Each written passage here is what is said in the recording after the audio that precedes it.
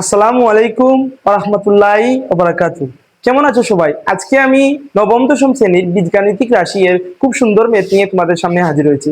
এটা কিন্তু বোর্ডে আসা অনেকবার এটা ইম্পর্টেন্ট একটা প্রশ্ন, যেটা তোমাদের সৃজনশীলের ক নম্বর এবং এমসিকিউ এর জন্য খুবই ইম্পর্টেন্ট। এই টাইপটা যদি তোমরা শিখে রাখো তাহলে তোমাদের অবশ্যই কাজে আসবে, 1 মার্ক তোমাদের কনফার্ম হবে।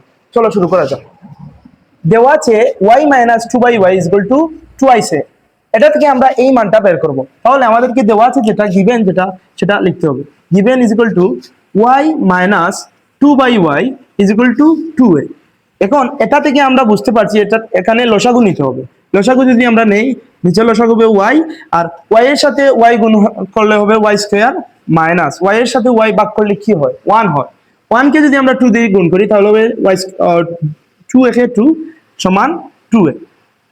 এখন আমরা আর গুণন যদি করি, y square minus 2 is equal to twice ay, twice ay। এখন আমরা যদি এই মানটাকে আমরা y স্কয়ার টুয়াইস ay কে যদি বাম পাশে নিয়ে আসি তাহলে মাইনাস টুয়াইস ay হবে, এবং মাইনাস 2 কে যদি আমরা ডান পাশে নিয়ে যাই তাহলে 2 হবে। কেন এটা করলাম এখন তোমরা বুঝতে পারবে এটার মূল রহস্য। এখন আমরা কাঙ্ক্ষিত মান বের করব।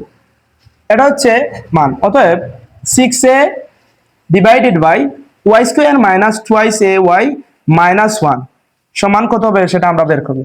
6a যেভাবে আছে সেভাবে থাকতে হবে।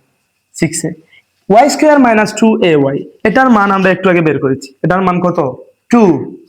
যদি আমরা এতটুকু এর মান 2 বসিয়ে দিই, আর আগে থেকে রয়েছে মাইনাস 1, এখন 2 থেকে যদি 1 বের করি 1ই হবে, আর উপরে রয়েছে 6a। এখন 6 এ দিয়ে যদি আমরা 1 কে ভাগ করো, কোনো কিছু দ্বারা 1 কে ভাগ করলে সেম জিনিস থাকবে যেটা উপরে আছে, তাহলে 6 এ হবে অ্যান্সার। এরকম ম্যাথ তোমরা আরো অনেকগুলো পাবে। তোমরা আশা করি এই ছোট্ট কনসেপ্টের ম্যাথ যদি তোমরা বুঝে রাখো তাহলে এরকম আরো অনেক ম্যাথ তোমরা সলভ করতে পারবে।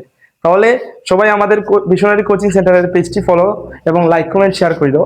আসসালামু আলাইকুম ওয়া রাহমাতুল্লাহি ওয়া বারাকাতুহু।